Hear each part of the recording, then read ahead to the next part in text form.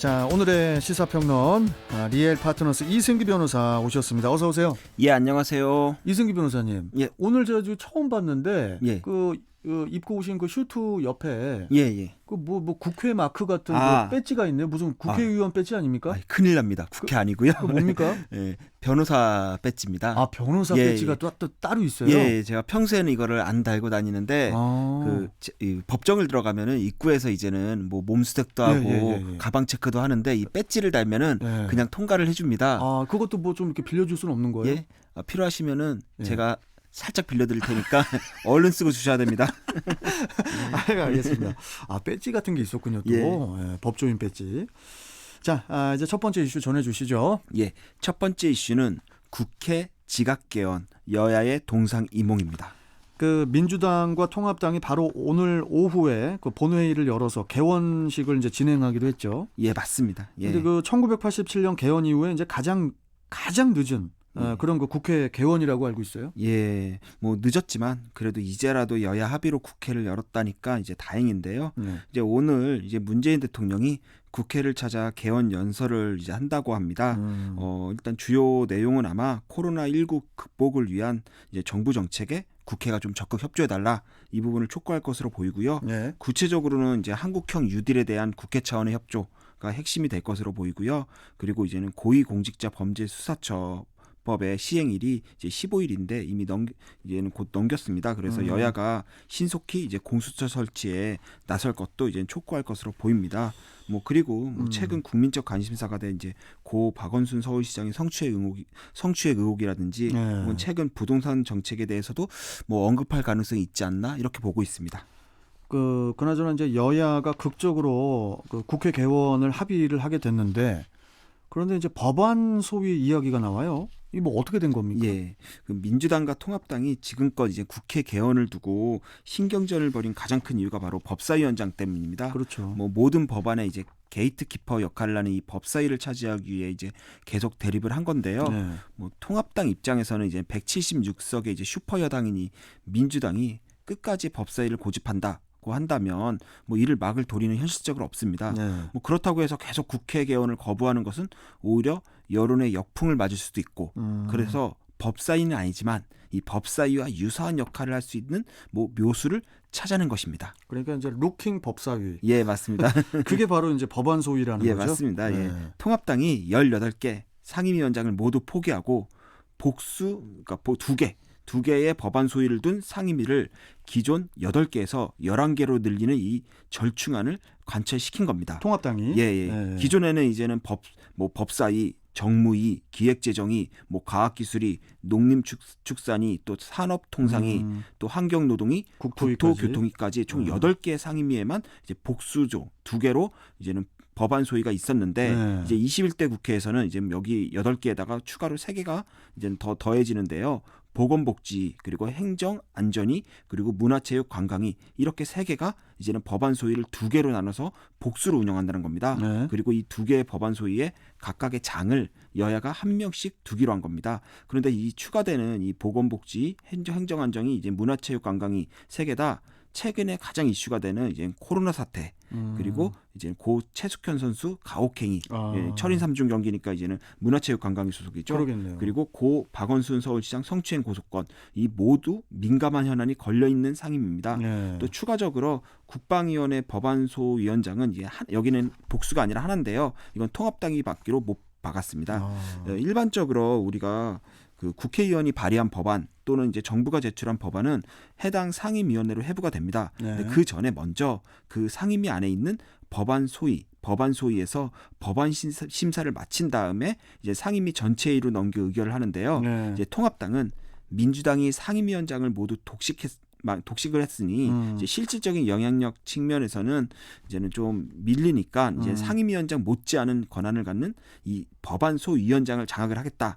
그래서 법안 심사를 지연하거나 뭐 여러 가지 뭐 문제를 삼음으로써 이제 대여 견제를 하겠다 이런 입장인 겁니다. 그러니까 이제 결국 지금의 여대 야소 그 의석수 구도만 놓고 보면은 그 본회의에서 표 대결은 무의미한 만큼 그 이제 통합당으로는 최선의 전략이라는 건데. 근데 이제 뭐 그렇다고 해도 상임위에서도 이제 여당이 다수잖아요. 뭐 가능할까요? 법안 소위에서 여야 의원 한 명이라도 반대하면 법안을 통과시키지 않고 이제 상임위 회부를 보류하는 이 만장일치제 관행이 있습니다. 뭐 한마디로 조금이라도 뭐 세부적인 법률 조항 하나가 큰 영향을 미칠 수 있는 만큼 이제 신중을 기하자는 취지에서 이 만장일치제를 도입을 했는데요. 자, 그러니까 한 명이라도 반대하면 그게 바로 그냥 만장일치제가 된다는 거예요? 계류 딱지를 붙여서 아예 의결 자체를 무산시킵니다. 이게 13대 국회부터 유지돼온 국회의 관행입니다. 그래서 이제 그 민주당이 그 일하는 국회법에 그 법안 소위 의결 방식과 관련해 가지고 이제 만장일치가 아니고 다수결 원칙으로 또 이렇게 변경하려고 했었죠. 근데 이제 굳이 변경할 필요가 없는 게요. 국회법상에 법안 소위의 만장일치 의결에 대한 법적 근거가 없습니다. 오히려 국회법을 따라가면은 오히려 법안 소위도 과반수 출석의한 과반수의 찬성으로 의결해야 된다고 규정하고 있는데 그냥 관행상 이렇게 진행을 하는 겁니다. 관행상. 그러면은 그 민주당이 그 통합당의 지연술로 인해서 법안이 만약에 묶일 경우에 그때 이제 국회법을 내세워 가지고 이제 다수결로 법안 처리를 밀어붙일 수도 있는 거잖아요. 그렇긴 한데 여기서 협상의 묘가 있었습니다. 묘요? 통합당이 지난 14일 원내대표 회동에서 민주당과 이제는 합의문을 타결했는데요. 여길 보면은 상임위별 법안 소인의 안건 처리는 합의 처리를 원칙으로 한다라고 해서 결국 민주당의 다수결 논리를 허용되지 않게끔 합의를 해놨습니다. 합의 처리를 원칙으로 한다. 한마디로 반대하면 못한다 이거죠. 반대하면 법안을 묶겠다 이거죠. 그래서 법 사이에 우리가 가려져서 그동안 이 법안 소위에 대해서는 알려지지 않았습니다. 과연 민주당의 법 사위 그리고 통합당의 법안 소위 중 누가 더 강력한 영향력을 행사할지 이제 각 당의 동상이몽 그 결과가 어떻게 될지 지켜봐야 할 것으로 보입니다. 상당히 뜨겁네요 지금. 자, 다음 이슈 전해주시죠. 두 번째 이슈는 피해 호소인 2차 가해 신조어 등장했나입니다. 고 박원순 시장 관련 얘기군요. 맞습니다. 그 최근에 이제는 정부 여당과 이제 서울시가 이제는 공식적으로 이제 사죄의 표현을 했는데 그 사죄의 표현을 보면은 피해 호소인이라는 단어를 썼습니다. 그러니까요. 대표적으로 뭐 이해찬 더불어민주당 대표 같은 경우에는 피해 호소인께서 겪으시는 고통에 깊은 위로의 말씀을 드린다. 또 청와대는 문자 메시지로 피해 호소인의 고통과 두려움을 헤아려 피해 호소인을 비난하는 2차 가해를 중단해 줄 것을 부탁드린다. 그렇다 보니까 정치권에서 때 안에 홍길동 논란이 있습니다. 홍길동. 아버지를 아버지라 부르지 못한 홍길동에 빗대어 피해자를 왜 피해자라 부르지 못하냐라고 해서 풍자를 한 건데요. 청와대와 더불어민주당, 서울시 등이 고 박원순 전 서울시장을 고소한 이 피해자를 피해 호소인이라고 호칭한 거 지금 여론에서는 문제가 많이 야기되고 있습니다.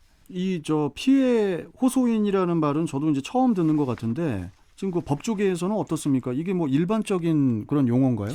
저도 이제 법조인 생활이 거의 한 10년 되는데요. 오래 하셨네. 피해 호소인이라는 단어를 처음 들어봤습니다. 그래요? 그리고 제가 자신하는데 아마 형법책이나 뭐 도서 판례 그 어디에도 이 단어는 없을 겁니다. 저도 궁금해서 찾아봤는데 이 단어가 어디서 나왔냐 봤더니 이 피해 호소인이라는 단어는 연예계와 문화계에서 이제 미투가 시작이 되면서 나왔습니다. 거기서. 그런데 워낙 여론의 비판이 심해지니까 이제 널리 알려지지가 않은 겁니다. 그리고 우리가 일반적으로 고소를 하면은 고소인이라고 부릅니다. 그리고 범죄 사실이 인정돼서 그 가해자가 이제 기소, 재판이 넘겨지면은 그때부터 고소인을 우리가 피해자라고 부릅니다. 그렇죠. 하지만 이는 이제 법률적인 구분인 거고요. 일반적으로 그냥 고소를 하면은 수사기관에서는 주로 피해자라고 불러옵니다. 그리고 성범죄 같은 경우에는 특히 피해자라는 용어를 주로 사용하고 있고요.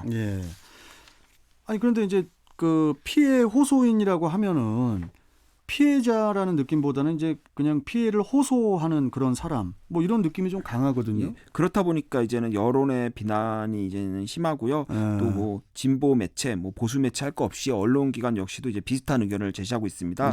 피해 호소인이라는 용어만 놓고 보면은 마치 박 전 시장으로부터 성추행 피해를 당한 이 전직 비서가 실제 사실 여부와 상관없이 그냥 일방적으로 자기 주장을 하고 있다 이런 느낌을 받게 만들고요. 어떻게 보면은 박 전 시장이 사망한 만큼 이제 사안의 진실을 이제 명명백백하게 이제 밝히기가 어렵다는 점에서 굳이 피해 호소인이라는 단어를 사용해 혼동을 주는 거 아니냐 이런 비판도 있습니다. 사실 형사 사법 절차에는 엄연히 성추행 피해자 또는 성범죄 피해자라는 표현이 이제 보편적으로 사용되고 있습니다.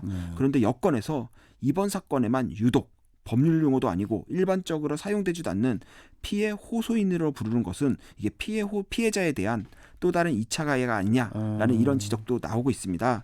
일단 박 전 시장이 역사에 남긴 공적은 인정합니다.